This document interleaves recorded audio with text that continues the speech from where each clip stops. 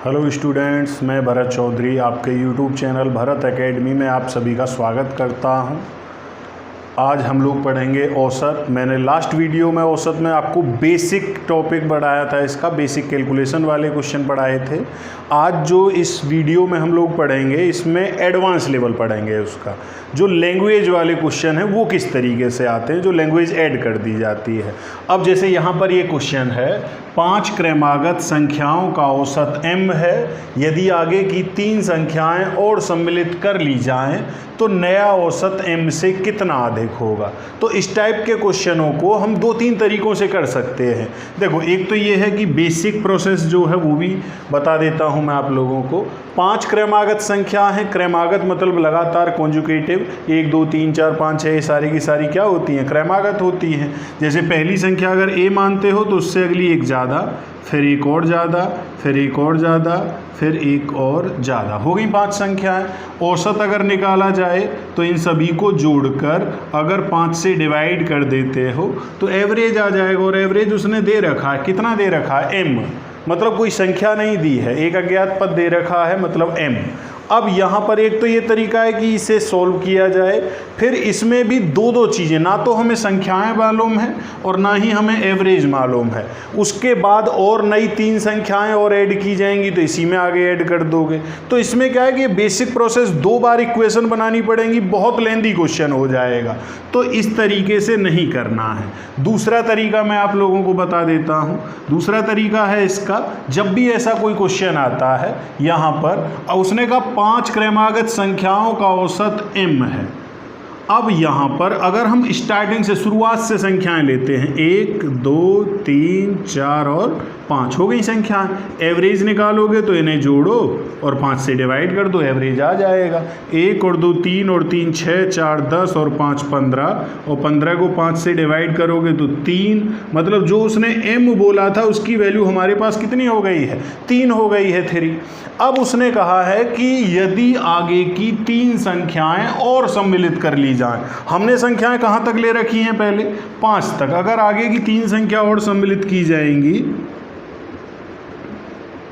6 7 और 8। अब की बार डिवाइड कितने से करोगे, 8 से। 1 और 2 3 और 3 6 4 10 5 15 6 21 7 28 और 8 36। और 36 को अगर 5 से डिवाइड किया जाए, 5 से नहीं 8 से, क्योंकि अब की बार संख्याएं 5 नहीं हैं, अब की बार संख्याएं कितनी हो चुकी हैं, 8। अगर 8 से डिवाइड करोगे तो ये आएगा आपका 4.5। तो पुराने वाला औसत 3 है और नए वाला औसत 4.5, 4.5 है। अब उसने एवरेज नहीं पूछा, उसने कहा है यहाँ पर कि नया औसत m से कितना अधिक होगा। m की वैल्यू हमारे पास कितनी है, 3, और अब नए वाला औसत कितना है, 4.5।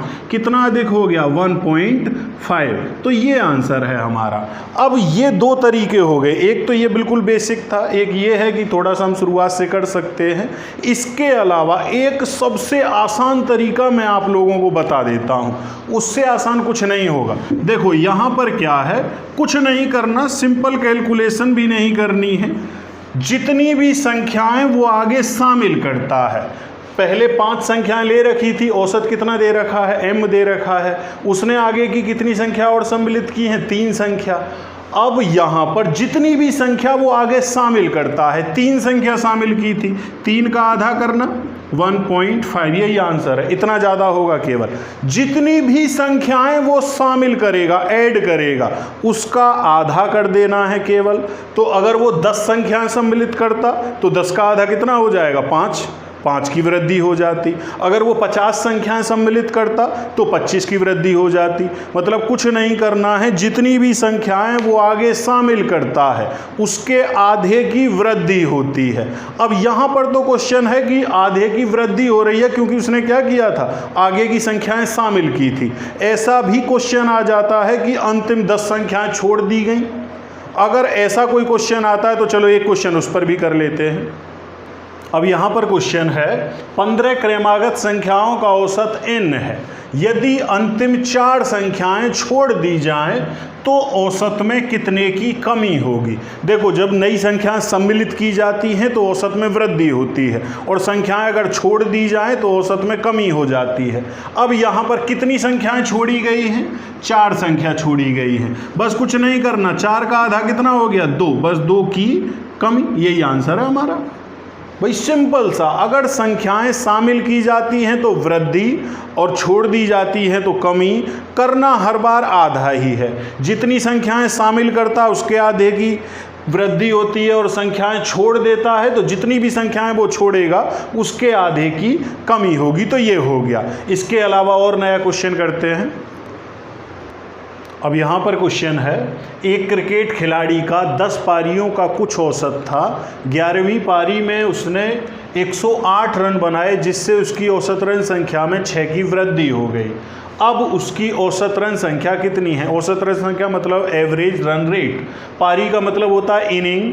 अब यहाँ पर देखो, आपने एवरेज वाला टॉपिक पढ़ा होगा, और जहाँ क्वेश्चन देखते हो आप अगर एग्जाम में भी, तो क्रिकेट से रिलेटेड क्वेश्चन बहुत ज़्यादा आते हैं, और यहाँ पर बहुत ज़्यादा इजी क्वेश्चन है ये। तो इस टाइप का क्वेश्चन जो भी आता है यहाँ पर, वो या तो वो कहेगा कि एवरेज रन रेट कितना बढ़ गया है या कितना कम हो गया है। जैसे यहाँ पर एवरेज रन रेट में 6 की वृद्धि हुई थी, ऐसा भी हो सकता है कमी हो जाए। तो एक वृद्धि वाला पहले अगर ये क्वेश्चन करते हैं हम, इसे मैं 2 तरीके से आप लोगों को बताता हूँ। उसने कहा एक क्रिकेट खिलाड़ी का 10 पारियों का कुछ औसत था। हमें ये नहीं मालूम एवरेज था कितना, बस उसने बोल दिया कि 10 पारी खेल चुका था और कुछ औसत था। अब यहाँ पर अगर हम इसे बेसिक से करते हैं, मैंने मान लिया यहाँ पर कि एवरेज पहले ए था, पारी 10 खेल चुका था। योग निकालने के लिए क्या बताया था? औसत गुना संख्या। तो कुल मिलाकर रन कितने हो गए उसके? 10 ए। ये कब तक का है? 10 पारियों तक। अब 11वीं पारी में उसने क्या किया? 108 रन और बना दिए। तो अब तक अगर टोटल रन देखे जाएं तो 10 ए इतने तो 10 पारियों में बन चुके थे, 11वीं पारी में 108 और बना दिए हैं। इसकी वजह से जो पहले एवरेज ए था वो अब बढ़कर कितना हो गया? ए प्लस 6। औसत रन संख्या में कितने की वृद्धि हो गई है? 6 की। तो अब अगर यहाँ पर योग निकाला जाए तो अब तक पारी कितनी हो चुकी हैं? 11। ये भी 11 पारियों का योग है, ये भी 11 पारियों का योग है, दोनों को बराबर रख सकते हैं। इसे सॉल्व करेंगे, 10A प्लस 108 बराबर 11 की इसमें करोगे 11A प्लस 66, ये हो गया। 11 की 6 में मल्टीप्लाई करोगे। 10A को अगर इधर लेके जाते हो तो 1A बचेगा, और 66 को अगर इधर लेके आते हो तो 108 में से अगर 66 माइनस करोगे तो कितने बचेंगे? 42, 42। ये A की वैल्यू निकल के आई है। A क्या था? पुराने वाला औसत। तो पुराने वाला औसत अगर पूछता है तो 42, और नया औसत देखें तो कितना बढ़ चुका है? 6 बढ़ चुका है। 42 में 6 जोड़ोगे तो कितना हो गया? 48। तो यहाँ उसने पूछा है कि अब मतलब प्रेजेंट में अब उसकी औसत रन संख्या कितनी है, तो हमारा आंसर कितना हो गया है? 48। तो ये तो बिल्कुल बेसिक है, इक्वेशन बना के कर सकते हो। इसके अलावा मैं ऐसे क्वेश्चनों के लिए ट्रिक बताता हूँ आपको। अब तक पारी कितनी खेल चुका है? 11 पारी खेल चुका। भाई 10 पारियों में कुछ औसत था, 11वीं पारी में उसने रन बनाए थे 108। तो रन बनाए हैं अंतिम पारी में 108, उसकी वजह से वृद्धि कितने की हुई है? 6 की। तो क्या करना है? पारी की मल्टीप्लाई करनी है वृद्धि में। 11 की 6 में मल्टीप्लाई करोगे तो कितना हो गया? 66। वो अगर रनों में से माइनस कर दिया जाए तो ये निकलता है हमारा पुराना औसत। तो पुराना औसत कितना हो गया हमारा? 42। और पूछेगा अब औसत कितना है या नया औसत कितना है, तो नया औसत 6 बढ़ चुका है, नया औसत कितना हो गया? 48। तो ये आंसर हो गया है। तो इतनी इक्वेशन नहीं बनानी पड़ेगी, सिंपल सा तरीका है। मैं दोबारा बता देता हूँ आप लोगों को। यहाँ लिखना है अंतिम पारी, अब तक पारी कितनी खेल चुका है, लास्ट पारी में रन कितने बनाए हैं, उससे वृद्धि कितने की हुई है। पारी और वृद्धि की मल्टीप्लाई करके अगर रनों में से माइनस करते हो तो पुराना औसत निकल आएगा। नए औसत के लिए जितने की वृद्धि हुई है वो जोड़ देना है, यही आंसर हो जाएगा। तो ये तो है वृद्धि वाला। अगर ऐसा क्वेश्चन आ जाए कि रनों को बनाने के बाद जो एवरेज रन रेट है उसमें कमी हो जाती है, तो एक क्वेश्चन ऐसा भी कर लेते हैं अभी। अब यहाँ पर क्वेश्चन है, एक क्रिकेट खिलाड़ी का 15 पारियों का कुछ औसत था, 16वीं पारी में उसने 10 रन बनाए, जिससे उसकी औसत रन संख्या में 3 की कमी हो गई। अब उसकी औसत रन संख्या कितनी थी? देखो पिछले वाले क्वेश्चन में क्या था, एवरेज रन रेट बढ़ गया था, अब की बार क्या हुआ, एवरेज रन रेट कम हो गया है। अब तक पारी कितनी खेल चुका है वो, 16। रन कितने बनाए हैं 16वीं पारी में उसने, 10। इसकी वजह से कमी कितने की हुई है उसकी, 3 की। करना वही है, पारी की मल्टीप्लाई करनी है रनों में। 16 की अगर 3 में मल्टीप्लाई करते हो तो कितना आता है, 48। बस यहाँ पर बदलाव क्या होगा, अब की बार घटाना नहीं है, अब की बार इसे जोड़ देना है। 10 और 48 कितने हो गए, 58। ये जो निकल के आता है वो कौन से वाला औसत आता है, पुराना औसत। तो जो पुराना औसत था वो 58 था, 58। और अगर अब की बात की जाए कि अब औसत कितना है, तो अब औसत में 3 की कमी हो चुकी है, तो 58 में से 3 कम करोगे तो अब औसत कितना है, 55। तो ये नया औसत है। तो देखो यहाँ थोड़ा सा बदलाव क्या हुआ है, जब भी ऐसा क्वेश्चन आएगा अंतिम पारी रन और उसमें वृद्धि या कमी होगी वो यहाँ पर लिखोगे। पारी और रन वृद्धि की मल्टीप्लाई या कमी होगी तो कमी की मल्टीप्लाई। अगर कमी हुई है तो इसे जोड़ देना है, अगर वृद्धि होती तो घटा देते। जो यहाँ निकल के आता है वो पुराने वाला औसत है। नए वाले औसत के लिए जैसे यहाँ पर 3 की कमी हुई थी तो 58 में से 3 कम करोगे तो कितना हो गया, 55। मतलब 16 गुणा 3 48। 48 में रनों को अगर जोड़ा जाए तो 58 होता है, और 58 में से 3 की कमी हो गई तो कितना हो गया है, 55, 55। अब यहाँ पर यही आंसर है, क्योंकि उसने अब औसत रन संख्या कितनी है का मतलब नए वाला औसत पूछा है, तो आंसर हमारा है 55, 55। तो ये हो गया। इसके अलावा और अलग टाइप वाले क्वेश्चन कराते हैं। अब यहाँ पर क्वेश्चन है, 6 सदस्यों वाले एक परिवार की औसत आयु 25 वर्ष है। परिवार के 45 वर्ष की आयु के एक सदस्य के निधन के बाद परिवार की औसत आयु क्या होगी? पहले परिवार में कितने सदस्य थे, 6 सदस्य थे। एवरेज जो था वो 25 था। औसत आयु कितनी दे रखी थी, 25 वर्ष दे रखी थी। अगर सभी का योग निकाला जाए तो कितना हो गया, 150। जब पूरा परिवार था, 6 के 6 सदस्य थे, तो परिवार की आयु का कुल मिलाकर जो टोटल है वो 150 वर्ष हो गया है। अब यहाँ पर क्या हुआ, परिवार के 45 वर्ष के एक सदस्य के निधन के बाद, अब 45 वर्ष का आयु है, निधन हो गया मतलब मौत हो गई है, एक्सपायर हो गया है, तो वो अब परिवार में काउंट नहीं किया जाएगा, तो उसकी आयु इसमें काउंट नहीं की जाएगी। 150 में से 45 अगर कम करते हो तो अब परिवार की जो आयु है कुल मिलाकर वो कितनी हो गई है, 105 वर्ष। अब परिवार में पहले 6 सदस्य थे, जब एक एक्सपायर हो गया तो सदस्यों की संख्या भी कितनी बची, 5। अब 5 लोग हैं जिनकी कुल मिलाकर आयु है 105। उसने पूछा है कि अब परिवार की औसत आयु कितनी है, और औसत निकालने के लिए टोटल को जितने व्यक्ति होंगे, 5 व्यक्ति हैं तो 5 से डिवाइड करना पड़ेगा, तो कितना आ गया, 21 वर्ष। तो यही आंसर है हमारा।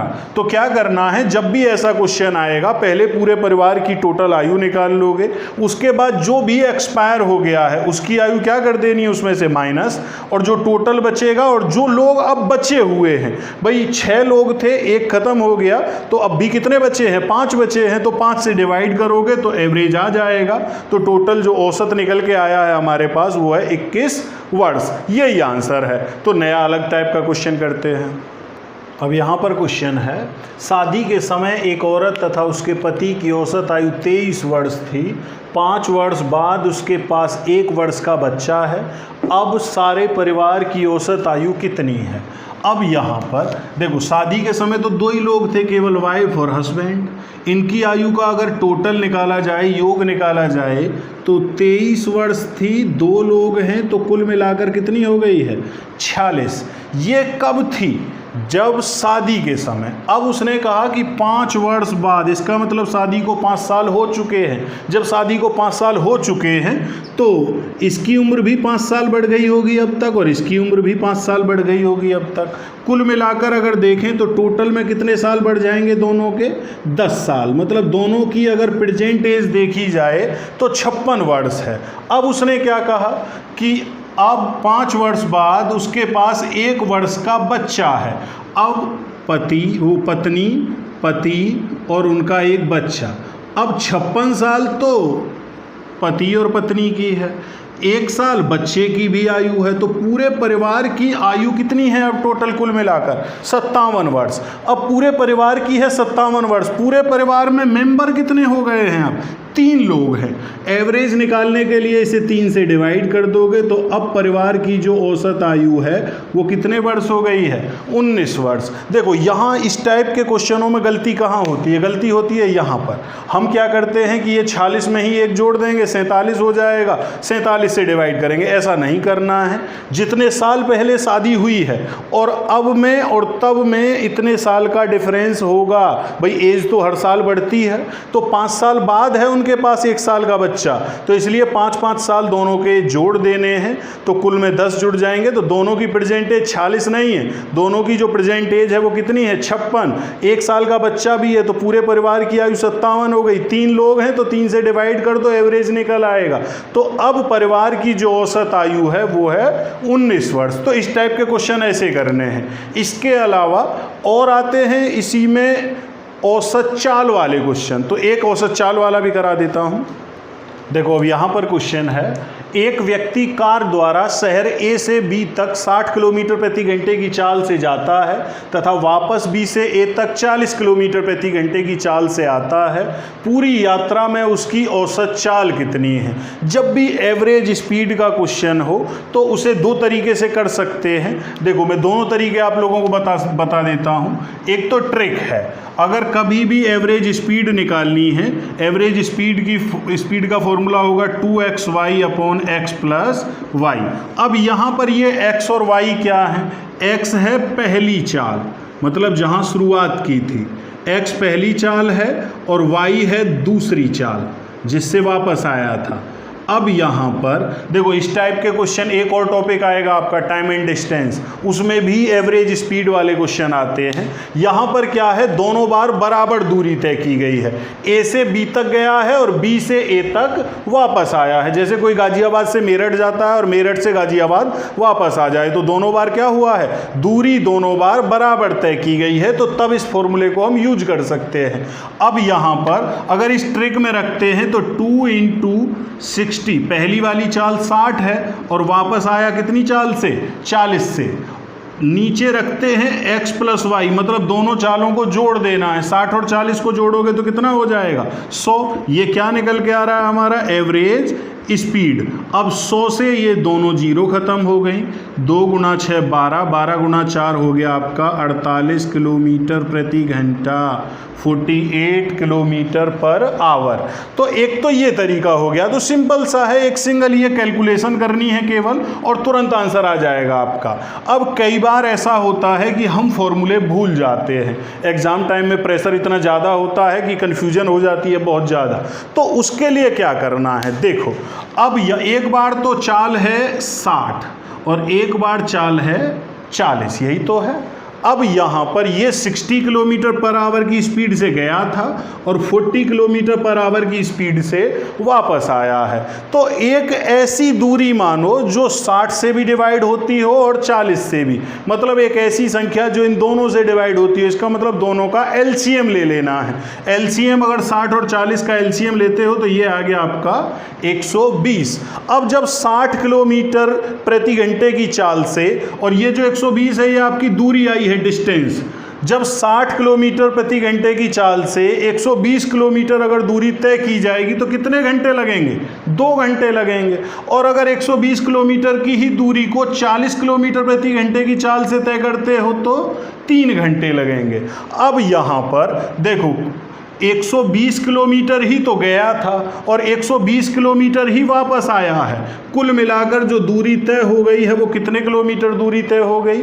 240। 120 गया है और 120 ही वापस आया है। कुल मिलाकर घंटे कितने लगे हैं? 2 घंटे जाने में लगे थे और 3 घंटे आने में लगे हैं। तो कुल मिलाकर कितने घंटे लगे हैं? 5 घंटे। भाई चाल का फॉर्मूला आप लोगों ने पढ़ा होगा, चाल बराबर दूरी बटे समय, मतलब speed equal to distance upon time. तो हमने टोटल दूरी देख ली, टोटल समय देख लिया, 5 से इसे काटोगे तो ये कट जाएगा आपका 48। तो यही आ गई आपकी स्पीड। तो ऐसे कर सकते हैं। तो 2 तरीके मैंने आप लोगों को बता दिए। पहला तरीका ट्रिक है, सीधा फॉर्मूला है, उसमें वैल्यू पुट कर देनी है, आंसर आ जाएगा। दूसरा ये लॉजिकली तरीका है, हमें क्या करना है, जो भी चाल दे रखी है उनका एलसीएम ले लेना है। एलसीएम जो होगा वही दूरी है। एलसीएम इसलिए लेते हैं क्योंकि ये एक ऐसी संख्या है जो कंप्लीटली पूरी डिवाइड हो जाती है, तो कैलकुलेशन ईजी हो जाएगी आप लोगों की।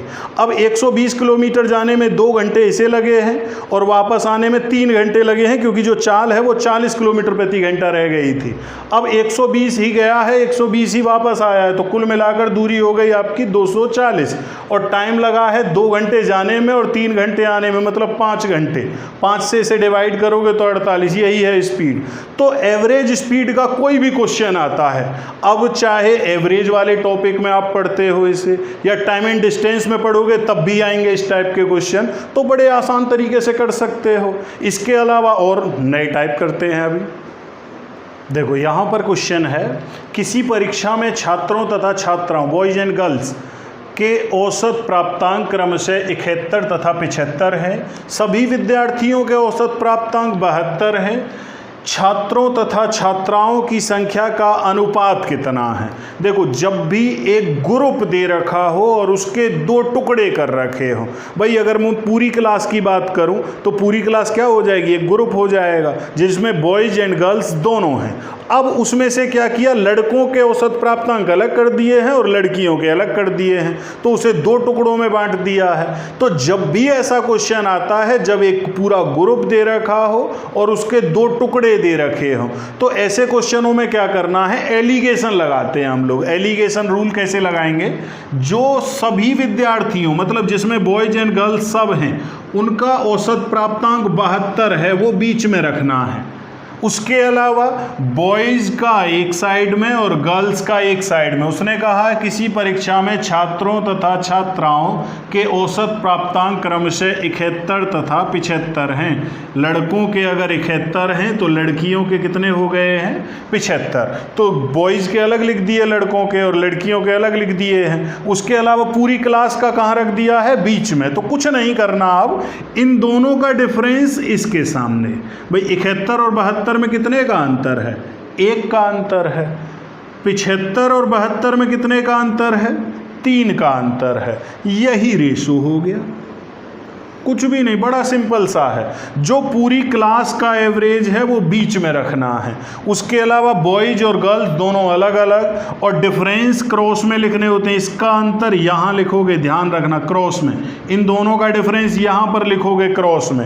अब अगर 3 लड़के हैं क्लास में तो लड़कियाँ कितनी हो गई हैं? 1। तो यही हो गया बॉयज और गर्ल्स का जो रेशो है हमारे पास, वो है 3:1। तो बड़ा सिंपल सा है। तो जब भी ऐसा क्वेश्चन आता है तो इसी तरीके से कर लेना, कोई इक्वेशन नहीं बनानी पड़ेगी, कोई भी कैलकुलेशन नहीं करनी पड़ेगी। और टाइप करते हैं इन पर 1-2। अब यहाँ पर क्वेश्चन है, 5 व्यक्तियों में से एक 60 किलोग्राम भार वाले व्यक्ति के स्थान पर नया व्यक्ति आने से इनके औसत भार में 3 किलोग्राम की वृद्धि हो जाती है। नए व्यक्ति का भार कितना है? हमें मालूम है कुल मिलाकर जो व्यक्ति हैं वो कितने हैं? 5 हैं। उनमें से एक व्यक्ति गया जिसका जो भार था वो कितने किलोग्राम था? 60 किलोग्राम। उसकी जगह पर नया व्यक्ति आया। नए व्यक्ति आने से क्या हुआ, जो औसत भार था, एवरेज वेट, उसमें 3 किलोग्राम की वृद्धि हो गई। वृद्धि हो गई मतलब बढ़ गया। अब पुराने वाला ही एवरेज नहीं मालूम अभी, तो हमें मालूम है 3 किलोग्राम की वृद्धि हुई है। कुल मिलाकर लोग कितने हैं? 5। अगर टोटल में देखा जाए तो कितने किलोग्राम की वृद्धि हो जाएगी? 15 किलोग्राम की। भाई एवरेज का मतलब है सभी में वृद्धि हो जानी।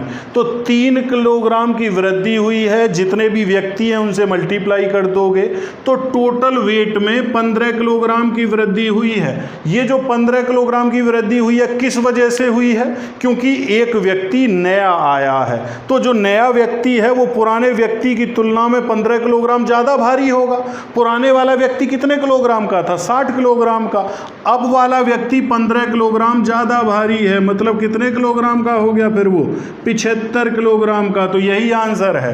अगर वृद्धि की जगह कमी हो जाती तो वो 15 किलोग्राम इसमें से माइनस कर देते तो वो 45 किलोग्राम का रह जाता। तो ध्यान रखना है, अगर भार में, आयु में जब भी इस टाइप के क्वेश्चन आते हैं, अगर वृद्धि होती है तो ऐड कर देना है पुराने वाले में, और अगर कमी होती है तो माइनस कर देना है इसमें से। मल्टीप्लाई किस किस की करनी है? जितने व्यक्ति हैं, कितने व्यक्ति हैं यहाँ पर? 5 व्यक्ति हैं।